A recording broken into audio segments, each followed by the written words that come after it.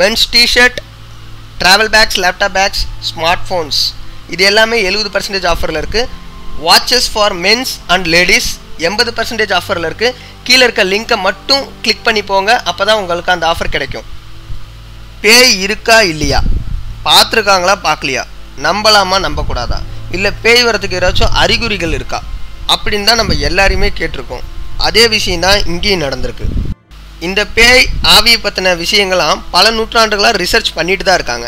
நம்ம திடீர்னு அதை எடுத்து ஏன் இப்போ நம்ம பேசிகிட்டு இருக்கோன்னா ஒரு முக்கியமான காரணம் இருக்கே. தமிழ்நாட்டில் நிறைய பேர் என்ன சொல்கிறாங்கன்னா, மறைந்த தலைவர்கள் என்கிட்ட வந்து பேசுனாங்க, அந்த ஆட்சியை என்கிட்ட கொடுக்க சொன்னாங்க, இவர் தான் அடுத்த முதல்வர் அப்படின்லாம் சொன்னாங்கன்னு பல கட்டுக்கதைகள் நடந்துச்சு.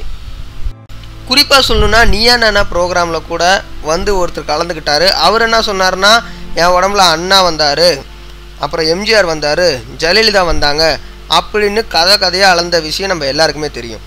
இப்போ ஏன் நான் இதை சொல்கிறேன்னா, மறைந்த முன்னாள் முதலமைச்சர் ஜெயலலிதா அவங்க செஞ்ச நல்ல விஷயத்தை எல்லோரும் பேசுகிறாங்களோ இல்லையோ, ஊருக்கு 4 பேர் ஜெயலலிதாவோட ஆவி என்கிட்ட பேசுனுச்சு அப்படின்னு டிசைனாக போய் சொல்லி கிளம்பிட்டாங்க.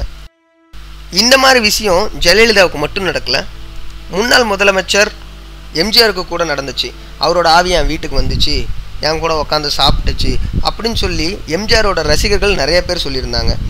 அவங்க இருக்கும்போது பட்ட கஷ்டத்தோட அவங்க இறந்ததுக்கப்புறம் அவங்க ஆவிங்க படுற கஷ்டம்தான் சொல்ல முடியாத அளவுக்கு இருக்குங்க. மக்கள் மட்டும் கிடையாதுங்க, இதை வச்சு பல அரசியல் தலைவர்களும் இதை வச்சு அரசியல் பண்ண ஆரம்பிச்சிட்டாங்க. குறிப்பாக சொல்லணுன்னா சேலத்தில் ஒரு மாநாடு நடந்துச்சு.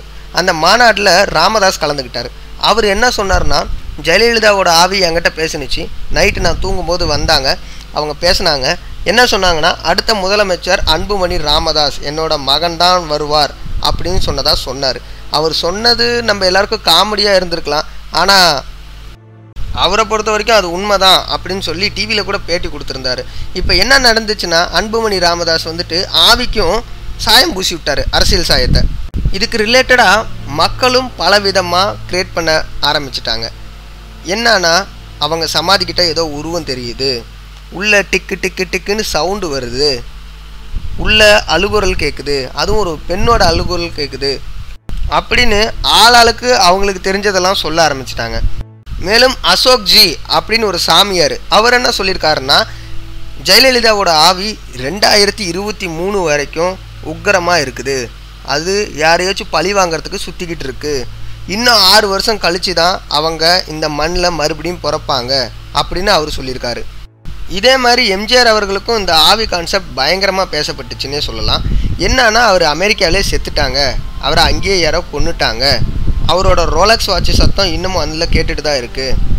இன்னும் சிலர் என்ன சொன்னாங்கன்னா, எம்ஜிஆர் அவங்க சாகவே இல்லை, அவங்கள உயிரோட உள்ளே வச்சு புதைச்சிட்டாங்க அப்படின்னு பலரும் பல வதந்திகளை பரப்புனாங்க. சிட்டி பக்கம் தான் இப்படின்னா, கிராமத்து பக்கத்தில் இன்னமும் ரொம்ப அதிகமாக வதந்தி பரப்ப ஆரம்பிச்சிட்டாங்க. என்னப்பா முனியப்பா நல்லா இருக்கியா அப்படின்னு வந்து கேட்டார், சாப்பிட்டியான்னு என்கிட்ட கேட்டார், இந்த தொகுதி மக்கள்லாம் எப்படி இருக்காங்கன்னு கேட்டாங்க அப்படின்னு சொல்லிட்டு திருவாரூர்லேருந்து ஒரு கும்பல் சொன்னிச்சு. இதோட ஹைலைட்டாக சொல்லணுன்னா என்னன்னா, மேகத்தில் எம்ஜிஆரோட மூஞ்சி தெரிஞ்சது அப்படின்னு சொல்லிட்டு நம்ம ஆளுங்க புரளையை கிளப்புனாங்க. இப்படி முட்டாள்தனமான வதந்திகள் ஒவ்வொரு பெரிய தலைவர்கள் இருக்கும் பொழுதும் நடந்து கொண்டு தான் இருக்கிறது. சிலர் என்ன பண்ணுறாங்கன்னா, பப்ளிசிட்டிக்காக இதெல்லாம் பண்ணுறாங்க, இன்னும் சிலர் அரசியலுக்காக பண்ணுறாங்க அப்படின்னு சொல்லப்படுது. எங்கும் அரசியல் எதிலும் அரசியல் அப்படின்னு இருக்கிற நிலையில் இப்போ ஆவியில் கூட அரசியல் பண்ணுற அளவுக்கு ஆகிட்டாங்க நம்ம மக்கள் அப்படின்றது தான் வருத்தமாக இருக்குது.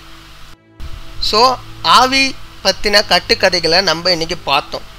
இதுக்கப்புறம் என்ன வருதுன்றதை பொறுத்திருந்து பார்ப்போம். அடுத்த எபிசோடில் உங்களை மறுபடியும் சந்திக்கிறேன். தினமும் உங்களுக்கு இது மாதிரி ஒரு நல்ல வீடியோவை நான் கொடுக்கறதுக்கு கேரண்டியாக இருக்கேன். அதே மாதிரி இந்த வீடியோவை பார்க்குறதுக்கு நம்ம சேனலில் உள்ள சப்ஸ்கிரைப் பட்டனை கிளிக் பண்ணுங்கள். டெய்லி உங்களுக்கு ஒரு புது புது வீடியோவோட நான் வந்து கொடுக்குறேன்.